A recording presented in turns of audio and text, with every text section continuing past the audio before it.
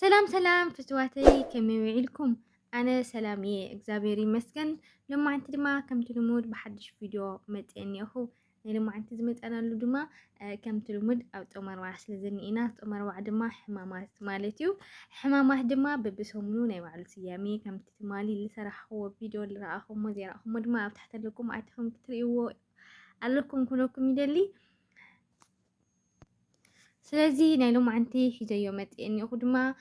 تماني سوني رقمة تملسنا تبهالي تقوى خمس نمرة لما عنتي دما سولوس مالتيو نجيتها نعملها نيس كروسوس أي هداوي عن حتى تلو نايحطو معلتي توايلو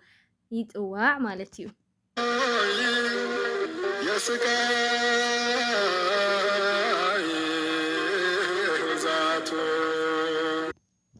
ጌታና መድሃኒትና ኢየሱስ ክርስቶስ ለተስፋሃት ውሽጢ ጾመር በዓል ገብሮም ነበረ ስራሕቲ ዝምህሮም ነበረ ትምህርቲ ዝሰርሖም ነበረ ስራሕቲ ቤተ መቅደስ ከፅሪ ሕሙማት ከድሕን ንዝሞቱም ከትስእ ብዙሕ ስራሕቲ እናሰርሐ ነይሩ እዩ ኣብዚ ውሽጢ ጾመር በዓልና እዚ ድማ ኣይሁዳውያን ክቕበልዎ ኣይደለዩን ስለምንታይ እዩ ከምኡ ዝገብር ዘሎ ካብ ናይ ሕጊ ኣይሁዳውያን ወፂኡ ናይ ባዕሉ ስልጣን ሒዙኒ እትስልጣን ንሱ መን ይህውዎ ስለምንታይ ከ ከምኡ ይገብር ኣሎ ዝብል ዓብይ ኣነጋጋሪ ዝኾነ ጉዳይ ስለ ዝነበሮም እቲ ስልጣን ንሱ ካብ መን ከም ዝኾነ መን ከም ዝሃቦ ክሓትዎ ስለ ዝደልዩ ዝነበሩ በዚ ሎማዓንቲ ድማ መዓልቲ ኣኺሉ ንጌታና መድሃኒትና ኢየሱስ ክርስቶስ መፂኦም ኣይሁዳውያን እቲ ትገብሮ ዘለካ ስራሕቲ መን እዩ ስልጣን ሂብካ ኢሎም ንጌታና መድሃኒትና ኢየሱስ ክርስቶስ ከም ዝሓተትዎ እቲ ሕማም ንሕሙማት ምድሓን ክኾን ይኽእል ትማሊ ቤተ መቅደስ ከፅሪ ይውዕሉ እሱታት ኣቑሑ ምናምን ዝነበራ ቤተ መቅደስ እንዳውፅአ ስለምንታይ ኣብዚ ትሸጦ ኣለኹም ንምንታይ ኣብዚ ትሻየጥ ኣለኹም ኢሉ ቤተ መቅደስ ከም ዘፅረየ ብዙሕ ነገራት ኣብ ውሽጢ ጾመር በዓል ገይሩ ኢና ስለዚ እዚ ከምዚ ትገብር ዘለኻሲ ስልጣን መን ይህብካ ዝብል ሕቶ በዚ ሎማዓንቲ ኣይሁዳውያን ኣቕሪቦምሉ ናይ ሕቶ መዓልቲ ተባሂሉ ድማ ይፅዋዕ ማለት እዩ ጌታና መድሃኒትና ኢየሱስ ክርስቶስ ለትስብሃት ድማ ከምኡ ኢሎም ምስ ሓተትዎ ንሱ ድማ ሕቶ ብሕቶ ገይሩ ይመልስሎም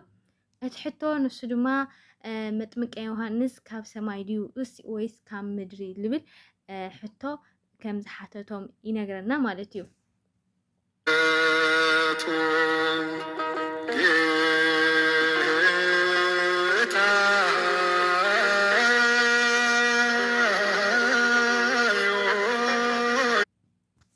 ንቅዱስ ዮሃንስ ከምዚ ትፈልጥዎ ካብ ሰማይ ክብሉ ኣይደልዩን እዮም ካብ ምድሪ እንትሕር ደኣ ኢሎም ኮይኖም ብዙሕ ሽግር ስለ ዘጋጥሞም ንምንታይ እቶም ኣይሁዳውያን ዳርጋ መብዛሕትኦም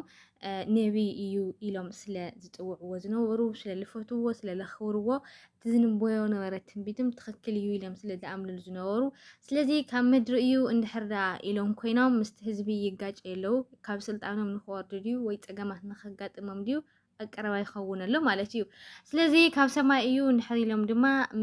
ጌታና መድሃኒትና ኢየሱስ ክርስቶስ መንገዲ ዝፀርገሉ ንሱ እዩ ተባሂሉ ስለ ዝተነበየ እቲ ትንቢት ንሱ ከዓ ስለ ዝርእይዎ ስለዚ ንዕኡ እንድሕር ዳ ተቐቢልኩሞ ትመጪኒ ድማ ኢየሱስ እዩ ዝብል መደምደምታ ስለ ዝረኽቡ ስለዚ ነዛ ነገር እዚኣ ንዘይምቕባል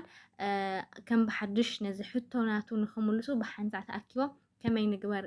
ከም ተባሃሉ ከም ክሓትዎ ዝመፁ ማለት እዩ እንድሕር ከምዚ ኢልና ካብ ሰማይ ኢልናኸና ተኾንኩም ዳ ዘይተቐበልዎ ንዮሃንስ ክብለና እዩ ካብ ምድሪ እንተኢልና ድማ ምስ ህዝብታት ክንበኣስ ኢና ስለዚ ኣይፈልጥን ምባል ይሕሸና ዝብል ውሳኔ ከም ዝገበሩ ጌታና መድሃኒትና ኢየሱስ ክርስቶስ ለትስብሃት ድማ ካብ ሰማይ ድዩ ካብ ምድሪ ኣይንፈልጥን ኢና ኢሎም መልሲ ከም ዝሃብዎና እሱ ድማ እቲ ስልጣን ካበይ ከም ዝኾነ ኣይነግረኩምን እየ ዝብል እሱ መልሲ ከም ዝሃቦም ይነግረና መጥምቀ ዮሃንስ ካብ ሰማይ እዩ ምንም ናይ ባዕሉ ነገር ኣይውሊ ስልጣን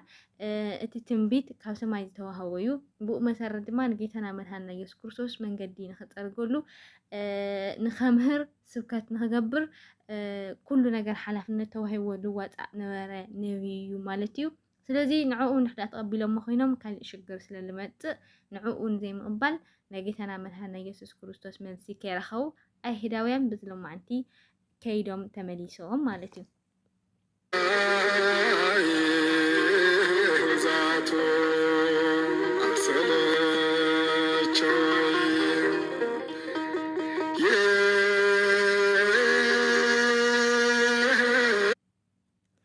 ስለዚህ ከምዚ ዝገብረልና ዘለ ድማ ያው ኣብ ደቂ ሰባት ከምዚ ከም ዝገጥምን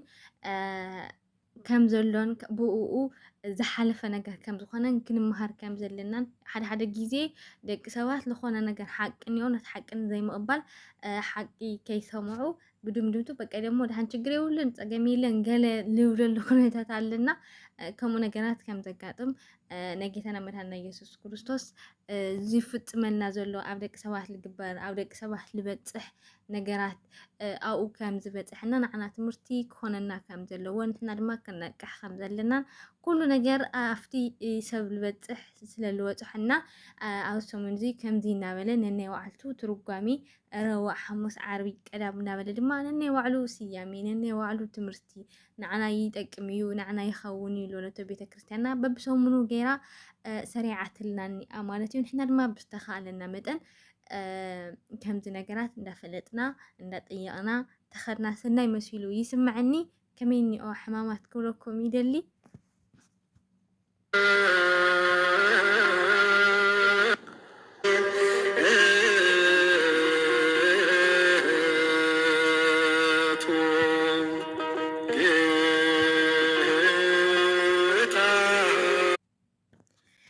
عندي فيديو إذا أتمثلني راح حدش لهونكم سبسكرايب من قري ترسيعهم سبسكرايب لجوركم بيتساب زهونكم دما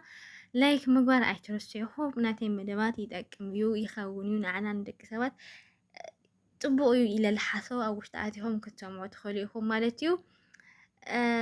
سابورت قرون دما أزيلا مسكن يعني اللي كلكم يدلي سسنا معاهم